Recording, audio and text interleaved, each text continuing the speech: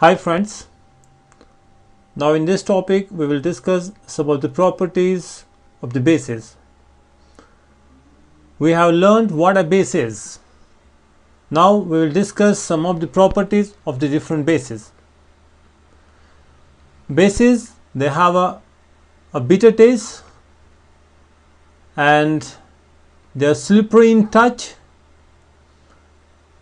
and when you take a litmus paper, it will turn the red litmus blue, and there will be no change for the blue litmus in the basic solution, right? So if you have a base, you put a red litmus in it, it will turn it into blue, because the litmus actually in the basic medium has a blue color. In acidic medium it is red in color, right?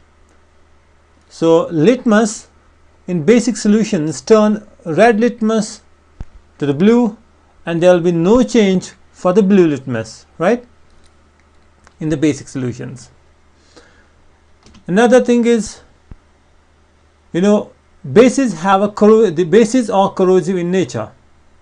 That means they also cause some burning sensation when they fall on skin or the clothes like an acid. So these are also corrosive in nature. Bases, they react with the active metals like zinc, aluminium, right? Active metals, metals which are very highly reactive. Okay, so it will react with it and they form the salt along with the hydrogen gas, correct? So metals, they react with the bases and produce metal salt and the hydrogen gas. Suppose you take the zinc with the sodium hydroxide, it will form sodium zincate and the hydrogen gas.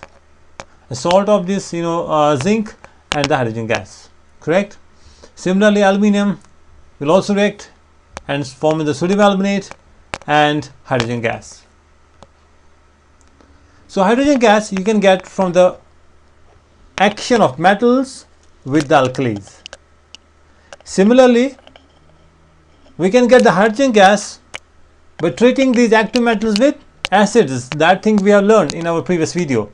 Reaction of metals with acids, right? You also get the metal salt and hydrogen gas. Here also you react the bases with the active metals like zinc, aluminium, right? So you get hydrogen gas and the metal salt.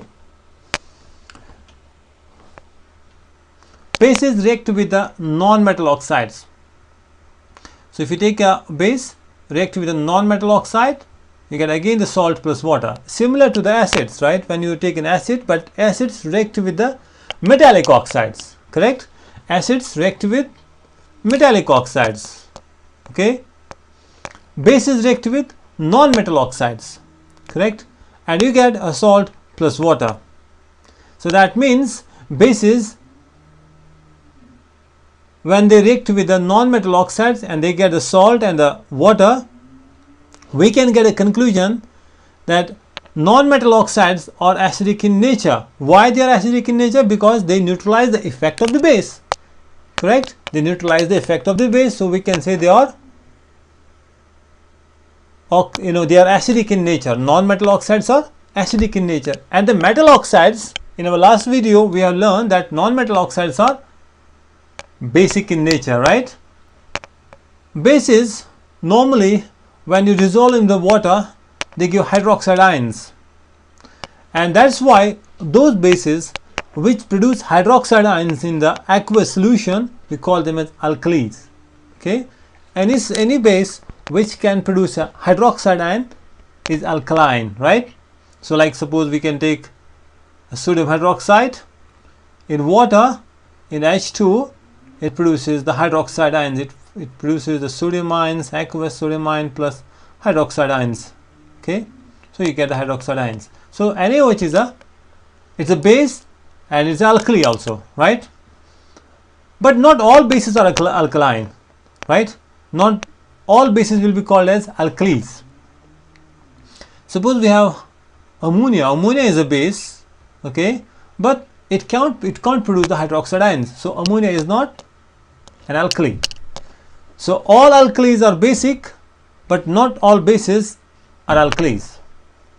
Hope you got the concept. Thanks for watching the video. Bye for now.